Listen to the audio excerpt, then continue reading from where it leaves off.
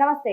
Welcome to our channel. నేను మీ పద్మావతి. ఈ రోజు మనతో పాటు ప్రముఖ ఆధ్యాత్మికవేత్త డాక్టర్ ముల్లపూడి సత్యనారాయణ గారు ఉన్నారు.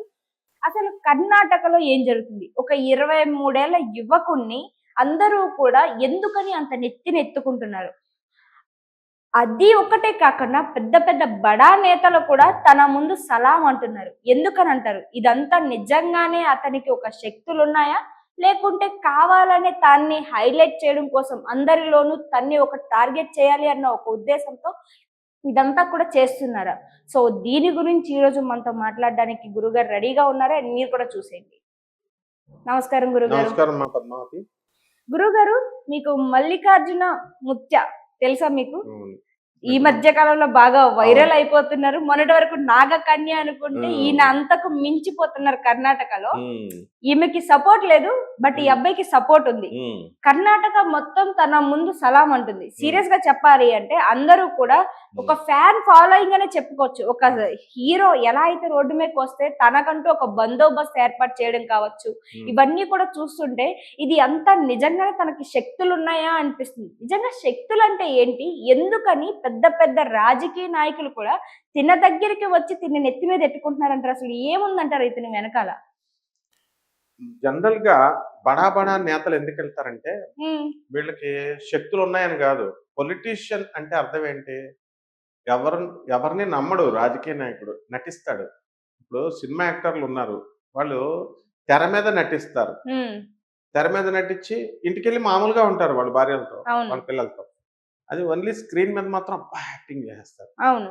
అలాగే పొలిటీషియన్స్ కూడా బడా నేతలు వీళ్ళంతా ఏదో గురువు గారు, లేదో జనం ఓట్లు కావాలా, ఆశ్రమానికి వచ్చే భక్తులు అందరూ ఉండాలా, లేకపోతే వాళ్ళ బ్లాక్ మనీలు దాచుకుంటారు. పెద్ద పెద్ద స్వామీజీల దగ్గర ఈ రాజకీయ నాయకులు బ్లాక్ మనీలు దాచుకొని ఆ డబ్బుల కోసం వెళ్తారు, నమస్కారం పెడతారు. కొంతమంది మంచోళ్ళు ఉంటారు పాపం, వాళ్ళు భక్తి ఎక్కువ ఉంటుంది. కర్ణాటకలో ఏంటంటే దెయ్యాల బాధ ఎక్కువ ఉంటుంది. తాళ్ళు కట్టేస్తారు ప్రతి ఒక్కళ్ళు కూడా ఆంజనేయ స్వామి. అందుకని కర్ణాటకలో నువ్వు ఎప్పుడు చూడు ఆంజనేయ స్వామి ఇంటింటికి ఒక పెద్ద పెద్ద విగ్రహాలు ఉంటాయి. ప్రతి చోటకి దిష్టి తీసేయడాలు, నిమ్మకాయలు వేసేయడాలు, ఈ విధంగా ఈ మూఢనమ్మకాలు ఎక్కువగా ఉంటుంది కర్ణాటకలో. కాబట్టి ఇక్కడ కర్ణాటకలో ఇతను ఒక చిన్న మారుమూల గ్రామం. ఆ మారుమూల గ్రామంలో ఈ కుర్రాడు మల్లికార్జున ముత్య అనేటటువంటి వాడి వయసు 23 సంవత్సరాలు మాత్రమే. వీళ్ళ నాన్నగారు అంతకుముందు ఆ ఊర్లో పల్లెటూరు అనమాట, 10-15 ఇల్లులు ఉంటాయి అంతే. అలాంటి దాంట్లో ఆయన కొంచెం అందరికీ మంచి చెడు చెప్తా ఉంటాడు కాబట్టి, సలహాలు అవి ఇస్తూ ఉంటాడు కాబట్టి స్లోగా ఒక 50 ఇళ్ళు 100 ఇళ్ళు, చిన్న కుగ్రామం అనమాట. అందరిలో తలలో నాలికైపోతాడు. నాలికైపోయి చేస్తున్నాడు కాబట్టి వాళ్ళ కొడుకుని రెస్పెక్ట్ ఇస్తారు కదా ఆటోమేటిక్ గా. ఇతను రెండో కొడుకు అనమాట అతనికి. కాబట్టి ఇతను ఏం చేశాడంటే కొంచెం ఓవర్ యాక్షన్ ఉంది. ఎవరిని అవును, వీడియోస్ లో కూడా మనకి చాలా కనిపిస్తుంది. ఒక యాటిట్యూడ్ కావచ్చు, తన బిహేవియర్ కావచ్చు. వయసు ఎంత అమ్మా, వాడు 23 ఇయర్స్. ఒక క్వార్టరీ తయారైపోద్ది. ఎక్కడో వాళ్ళ ఇంట్లో పాద పూజ చేసేసి బయటకు వచ్చినప్పుడు కారులో బయట పరిగెత్తుకుంటూ వెళ్ళడం, ఆ వీడియోలు చూస్తున్నాం మనం వాట్సాప్. చిన్న పిల్లల్నేమో బాగానే హ్యాండిల్ చేస్తున్నాడు. అంటే ఇప్పుడు ఉన్నటువంటి ఇలాగా అనడం, ఇలాగా ఆ యాటిట్యూడ్తో మనకు అర్థమవుతుంది. అసలు మానవుడికి అసలు వీడి దగ్గరికి వెళ్ళే వాళ్ళకి బుద్ధి లేదు అసలు. ఫస్ట్ ఎలా 23 ఏళ్ల కుర్రాడికి ఏం శక్తులు ఉన్నాయండి? కాదని నాకు అర్థం కావట్లేదు. జీవితాంతం ఒక ఏదైనా సాధించాలి అన్నా, లేకుంటే ఒక ఆధ్యాత్మిక పరంగా కావచ్చు, ఒక జ్ఞానం పరంగా కావచ్చు, ఒక శాస్త్రం పరంగా కావచ్చు, దాని మీద ఎంతో కృషి చేయాల్సి ఉంటుంది. ఎన్నో ఏళ్ల జీవితాన్ని దానికోసం అర్పించాల్సి ఉంటుంది. కానీ 23 ఏళ్ల కుర్రాడికి శక్తులు ఉన్నాయి అంటే అసలు ఇదంతా తను ఏ వయసులో స్టార్ట్ చేశాడు అనుకోవాలి మనం? అసలు శక్తులు ఎవరికి ఉండవు. 100 సంవత్సరాలు తపస్సులు చేసినా ఇప్పుడున్నటువంటి బాబాలు, ఇప్పుడున్నటువంటి దొంగ స్వామీజీలు, ఆధ్యాత్మికవేత్తలు, మంత్రగాళ్ళు, ఇప్పుడు ప్రజెంట్ జనరేషన్ లో ఇక్కడ నాకు ఇంకో పాయింట్ ఉంది గురుగారు. వాస్తవానికి మనకి మునులు మహర్షులు అని చదువుకుంటాం మనం ఇప్పటికీ కూడా. వాళ్ళు కొన్ని వేల సంవత్సరాలు తపస్సు చేస్తే వాళ్ళకి కావాల్సిన దానికోసం ఎన్నో వేల సంవత్సరాలు తపస్సు చేశారని చదువు. కానీ వీళ్ళు చూసుకుంటే ప్రస్తుతం ఒక 30 ఏళ్ళు ఉంటాయి, ఒకరికి 40 ఏళ్ళు ఉంటాయి, ఇంకొకరికి 16 ఏళ్ళు ఉంటాయి, ఇంకొకరికి చూస్తే 10 ఏళ్ళు ఉంటాయి. వాళ్ళు నాకు ఎన్నో శక్తులు ఉన్నాయి, నేను నాకు ఇటువంటి శక్తులు ఉన్నాయి, నాకు ఈ జ్ఞానం ఉంది, అది ఉంది, ఇది ఉంది అని అని చెప్తారు. అసలు ఎలా చూడాలంటారు వీళ్ళందరినీ కూడా? అంటే మెంటల్లీ డిస్టర్బ్డ్ అనుకోవాలా, లేకుంటే నిజంగానే ఏదో చిన్న చిన్న బుక్కుల్లోని, పుస్తకాల్లోని, సినిమాల్లోని చూసి ఆ జ్ఞానాన్ని ఇక్కడ ప్రదర్శిస్తున్నారు అనుకోవాలా? ఇవన్నీ అంతకు మించి పోరంబోకులు పచ్చి మోసగాళ్ళు అయిపోతారు వీళ్ళు ఫ్యూచర్ లో. ఉమ్, దే ఆర్ కాల్డ్ యాజ్ వ్యాగబాండ్స్. ఉమ్, వీళ్ళకి సరైన గురువు లేడు. చదువుకుందామంటే చిన్నప్పుడు తల్లిదండ్రుల మాట వినలేదు. ఉమ్, పెద్ద అయిన తర్వాత ఏం చేస్తారంటే మాస్టర్ల మాట వినరు చిన్నప్పుడు. వాళ్ళకి ఉద్యోగాలు సద్యోగాలు ఉండవు. అందరికి చక్కగా దొరికేది ఏంటంటే దొంగ పెట్టాలు, దొంగ ఆశ్రమాలు పెట్టుకోవచ్చు. ఉమ్, అందరూ ఇప్పుడు బిజినెస్ అది. ఇప్పుడు హైదరాబాద్ చుట్టూ ఒక 1000 దొంగ పీఠాలు ఉన్నాయి. అవును. దొంగ ఆశ్రమాలు. ఒరిజినల్ ఆశ్రమాలు ఏం లేవు. జగద్గురు ఆది శంకరాచార్యుల వారు పెట్టినది శృంగేరి మఠం అని పెట్టారు. 4 చాతుర్మాయ మఠాలు పెట్టారు. ప్రజలందరూ గౌరవిస్తారు, అంగీకరిస్తారు శంకరాచార్యులు కాబట్టి. కాబట్టి అలా ఒక స్టాండర్డ్స్ ఉన్నాయా? ఎవడిష్టం వచ్చినట్టు వాడు ఆశ్రమం, ఎవడిష్టం వచ్చినట్టు వాడు పీఠాలు పెట్టేసుకుంటున్నారు. ఈ ప్రజలు ఎవరి గురువుకి ఓ 10 మంది పోగైపోతారు. పోగైపోయి శిష్యులని బయలుదేరుతారు. వీళ్ళేమో వాళ్ళ నోటికొచ్చింది ఎవరు కూడా వేదములో ఏముంది, శాస్త్రంలో ఏముంది, పురాణంలో ఏముంది, ఇతిహాసాల్లో ఏముంది, ఉపనిషత్తుల్లో ఏముంది యథాతథంగా బోధించాలని ఎవరు ట్రై చేయరు. 4 జనాలు ఒక 100 మంది వచ్చేసరికి రెచ్చిపోతారు. వీళ్ళు కూడా భగవంతుళ్ళు అనుకుంటారు. అనుకుని వీళ్ళ సొంత కవిత్వాలు, వీళ్ళ సొంత ఇంటర్ప్రిటేషన్స్ వీళ్ళు ఇచ్చేస్తూ ఉంటారు. ఇక వీడసలే యంగ్ బ్లడ్‌లో ఉన్నవాళ్ళు ఉన్నారు. ఒకళ్ళేమో నాగకన్య అంటారు. ఒకళ్ళేమో రేణుకా ఎల్లమ్మని నేనే అంటారు. పూనకాలొచ్చేస్తాయి అంటారు. ఇంకొకడేమో ప్రవాహాన్ని ఆపేస్తానంటాడు. నీళ్ళ ప్రవాహాన్ని. ఇంకోడేమో నీళ్ళని పాలుగా తయారు చేసేస్తానంటాడు. ఒక్కడికైనా సరే క్వాలిఫికేషన్ ఉందా? నోరిప్పితే సరస్వతి ఉందా? సామి వసతు జిహ్వాగ్రే బ్రహ్మరూప సరస్వతి. అయితే సరస్వతి ఉండాలి కదా! ప్లస్ రెండవది ఏంటంటే వాళ్ళు మాట్లాడే దాంట్లో చక్కటి సబ్జెక్ట్ ఉండాలి. ఎడ్యుకేటివ్‌గా ఉండాలి. ఏముండవు. ఇప్పుడు మీరు బాబాలకి, ఈ స్వామీజీలు యూట్యూబ్‌లో ఉండే వీళ్ళంతా చెప్తున్నారు ప్రోగ్రామ్స్ వీళ్ళంతా. ఒక్కడైనా ఒక వేదంలోదో ఒక కంటెంట్ ఒక అమ్మవారి గురించి చెప్పడము, మ్యాటర్ ఏముండదు. ఇలా చేసుకోండి రెమెడీస్, ఇలా చేసుకోండి, ఇలా చేయండి. మీకొచ్చేస్తాయి. అసలు ఈ కోట్లొచ్చేస్తాయి, రెమెడీస్ లక్షలొచ్చేస్తాయి. ఎక్కడి నుంచి వచ్చినాయండి? రెమెడీస్ అంటే సృష్టించారు. ఇప్పుడు వీళ్ళ చుట్టూ ఇప్పుడు అది ఏ శాస్త్రాల్లోనూ లేదు. ఇప్పుడు వీళ్ళున్నారమ్మా. ఎవరో ఒక క్వాటరీ తయారైపోద్ది. ఇప్పుడు ఈ మల్లికార్జున ముత్యా దగ్గర ముత్య అంటే ముత్యం లాంటి వాడని. ఇలా సమాజాన్ని పాడు చేసే వాళ్ళకి ముత్య అని కర్ణాటకలో బిరుదులిస్తారన్నమాట. అంటే మన స్వాతి ముత్యం గారి లాగా. స్వాతి ముత్యం గారిలాగా. అక్కడ ఏం జరుగుతాయంటే వీళ్ళు ఏం బోధిస్తాడని వెళ్తున్నారు కాళ్ళు పిసుకుతున్నారు, ఆ, కాళ్ళు మనకి చూసిన కడుగుతున్నారు, వీడియోలు ఆ నీళ్ళు అన్నిటిలోని కూడా వేసుకుంటున్నారు. ఎక్కడ తను మాట్లాడింది గాని, తను మాట్లాడిన ఏమైనా ప్రపంచం గురించి కావచ్చు, ఉమ్, లేకుంటే ఆ కర్ణాటక గురించి కావచ్చు, ఉమ్, లేకుంటే మిగిలిన విషయాల గురించి గాని కావచ్చు, ఏమైనా మాట్లాడారు, భవిష్యత్తు గురించి చెప్పారు. ఉమ్.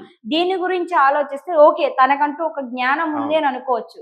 అలాంటిది ఏమీ లేకన్నా ప్రతి ఒక్కరు వెళ్తున్నారు, కాళ్ళ మీద పడుతున్నారు, బహుమతులను సమర్పిస్తున్నారు, అతను ఇచ్చేది ఏదో పుచ్చుకుంటున్నారు, తిరిగి వెళ్ళిపోతున్నారు. ఇది తప్పితే ఎక్కడ కూడా మనకు తన గురించి ఏమీ చెప్పట్లేదు. అసలు ఇలాంటి వారిని, ఒక యువకుడిని తీసుకొచ్చి ఒక గొప్ప మనిషి, శక్తులున్న మనిషి అని చెప్పడానికి ఏం ప్రూఫ్స్ ఉన్నాయి అసలు వాళ్ళ దగ్గర? అసలు ఈ ప్రపంచంలో ఎవరికీ శక్తులుండవు. ఏ ఉమ్, స్వామీజీకి కానీ, బాబాకి కానీ, మంత్రగాళ్ళకి కానీ ఎవ్వరికీ కూడా మానవ శరీరం ఎత్తినటువంటి వాడికి ఎవరికి కూడా అతీత శక్తులు, సూపర్ న్యాచురల్ పవర్స్ ఎవరికీ ఉండవు. ఉమ్, ఉత్తిన భ్రమ కల్పిస్తారు అంతే. ఉమ్, ఒక శ్రీకృష్ణుడు, ఒక ఆదిశంకరుడు వాళ్ళ దైవ స్వరూపాలు. వాళ్ళు ప్రత్యక్షం అవుతారు. వాళ్ళు ఏంటంటే జన్మతః పుడతారు. వాళ్ళ యోనిల నుంచి పుట్టరు వాళ్ళు. శ్రీకృష్ణుడు దేవకి పక్కన ప్రత్యక్షం అయ్యాడు. చిన్న బాలుడిగా వచ్చాడు. ఆ తర్వాత అదేంటి మరి గర్భంలోనే ఉన్నారు, మోసింది ఆమె అని చెప్తారు మనకి గర్భంలో కథల్లో. మోయడం అంటే మనుషుల భాషలో అర్థం అవ్వాలని అలా చెప్తారు. ఉమ్, ఆ ఆ ప్రక్కన చిన్న బాబుగా ప్రకటితమవుతాడు. అలాగే నరసింహ సరస్వతి స్వాముల వారు కానీ, దత్తాత్రేయ స్వాముల వారు, ఆదిశంకర్లు వీళ్ళంతా కడుపుల్లో పుట్టరన్నమాట. కడుపులో పెరుగుతారు. ఒక తేజస్సు పెరుగుతుంది. తేజస్సు పెరిగి తేజస్సు ఏం చేస్తుందంటే బయటకు వచ్చేసి ఒక బాలుడి రూపంగా అక్కడ బయట పుడతాడు. అంతేగాని మనకలాగా పిల్లల్లో పుట్టడాలు అవి ఉండవు. అంటే గాడ్ గురువు అంటే లైటనింగ్ అనమాట, లైట్. ఉమ్. కాబట్టి ఇలాగా నిర్యాణము చెందడం, అవతారం సమాప్తి కూడా ఎలా ఉంటుందంటే అదృశ్యం అయిపోతారు. ఇప్పుడు స్విచ్ వేస్తే లైట్ వెలుగుతుంది, ఆఫ్ చేసేస్తే స్విచ్ ఆగిపోతుంది. లైట్ అలాగే ఆగిపోతుంది. దేవుడు అదృశ్యం అవడం, పుట్టడం, అందుకనే అవతారం కదా ఇప్పటికీ సాధించడం. కృష్ణుడి. అవును. మరి అలాంటి వాళ్ళకి శక్తులు ఉన్నాయంటే అర్థం ఉంది. వీళ్ళు ఏం చేస్తారంటే ఆ చుట్టూ ఒక క్వార్టర్, ఏ ఆశ్రమం అయినా అంతే, చుట్టూ భక్తులు తయారవుతారు, ఒక కమిటీ తయారవుతారు. ఆ కమిటీ వీళ్ళకి అమెరికాలో వీసా రాకపోతే ఈయన కాళ్ళు పట్టుకోండి, ప్రత్యంగిర హోమం చేయండి, వరాహ హోమం చేయండి, ఇదిగో మా గురువుగారు ఇది చేసేయడం వల్ల అమెరికాలో అక్కడ వీసా ఆగిపోతుంది, వచ్చేసింది. ఒక ఆవిడకి క్యాన్సర్ వచ్చింది. ఈ డాక్టర్లు ఎందుకు ఇంకా ఎంఎస్‌లు, ఎండీలు చదువుకొని కష్టపడి చదివిన వాళ్ళు తమాషాలు ఆడుతున్నారు వీళ్ళంతా. అలోపతిక్ డాక్టర్స్ పాపం ఎంసెట్ రాక మా స్టూడెంట్స్ అంతా నీట్లు రాక నానా కష్టాలు పడితే డాక్టర్ చేయలేడట. స్వామీజీ బాబా వచ్చేసి వీడి కాళ్ళకి పూజ చేసేస్తే వాడు చేసేసాడట. వీసా ఇచ్చేసాడట వాడు. ఆపరేషన్ సక్సెస్ అయిపోయింది. డెలివరీలు అయిపోయినాయి. ప్రాణాలు గెలిచేసినాయి. పరీక్షల్లో పాస్ అయిపోతారు. ఇలాంటి బుద్ధి లేని మాటలు మాట్లాడుతున్న వాడిని పక్కని పడేయాలని పీకితే ఇయన్నీ ఆగిపోతాయి. ఈ ప్రజలు పీకరు కదా! షార్ట్ కట్స్ కావాలి. వీళ్ళ స్వార్థపరులు ఉంటారు ప్రజల్లో. వీళ్ళేం చేస్తారంటే ఏదో ఒక అడ్డదారి బై హుక్ ఆర్ క్రుక్ మన పని అయిపోవాలా, సీట్ వచ్చేయాలా, లేకపోతే జైలుకెళ్ళాం బెయిల్ వచ్చేయాలా. ఈ టైపులో ఈ స్వామీజీలమ్మట, ఈ బాబాలమ్మట, ఈ గురువులమ్మట పడతారు. ఇదే అవకాశంగా తీసుకొని ఇలాంటి బుడ్డోళ్ళు బయలుదేరిపోతారు. వాళ్ళ చుట్టూ ఉన్నట్టు కోటరీ కొన్ని లక్షల రూపాయల ఇది మాఫియా అన్నమాట ఇదంతా కూడా. వచ్చినోళ్ళకందరికీ భోజనాలు పెడుతున్నారు. వాళ్ళు పెడతారు. చిన్న పిల్లగాడు చేయగలుగుతాడా? ఆదాయం ఎక్కడి నుంచి వస్తుంది? ఆకర్షించుకోవడం కోసం. ఎంత ఇది ఉంటుందంటే రెసిడెన్షియల్ సిస్టమ్‌లో మేము కాలేజెస్ రన్ చేస్తుంటాం కాబట్టి మాకు తెలుసు. నువ్వు చదువు బ్రహ్మాండంగా చెప్తా ఉంటే ఎవడు రాడు. మీకు రెసిడెన్షియల్ కోడిగుడ్డేస్తాడు. బీడీపీఎస్ శ్రీనివాస్ అని ఒకడు ఉండేవాడన్నమాట. హరికృష్ణ అని. ఆ బీడీపీఎస్ శ్రీనివాస్ మేము ఒక బ్యాంక్ కోచింగ్ సెంటర్ స్టార్ట్ చేసినప్పుడు రాజమండ్రిలో వాడు టీచర్స్ క్వాలిఫైడ్ టీచర్స్ ఉన్నారు. మేము ఇది చెప్తాంరా నాయన అని అది చెప్పకుండా కోడిగుడ్డేస్తాం రోజు. మిల్క్ ఇస్తాం పొద్దున్నే. మంచిగా అన్నం 2 పూటలు 2 వారాలు బుధవారం ఒకటి, శనివారం ఒకటి చికెన్ తింటాం. అని సార్ అవి అనగానే జిమ్ సెంటర్సా టపా లేకపోతే టపా కాలేజ్‌లా సార్? టపా టపా మాకు ఫీజులు వచ్చేసాయన్నమాట.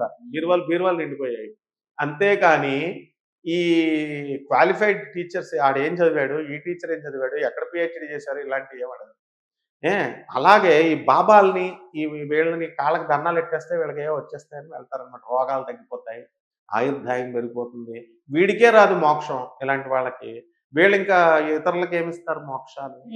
కాబట్టి ఇవన్నీ ఒక్క ఒక పురాణంలో కథలు చెప్పడము, దాన్ని సామాజికంగా, రేషనల్‌గా, సైంటిఫిక్‌గా, లాజికల్‌గా చెప్పడము, హేతుబద్ధంగా, తార్కికంగా, శాస్త్రీయ ప్రమాణాలతో చెప్పడము. నోరిప్పితే సరస్వతి గుబాళించాల. వాళ్ళిప్పితే నోరిప్పితే కంపనమాట. ఒక కుర్రోడిని పట్టుకుంటున్నాడు మంత్రాలు చదువుతున్నట్టు ఏదేదో చదువుతున్నాడు.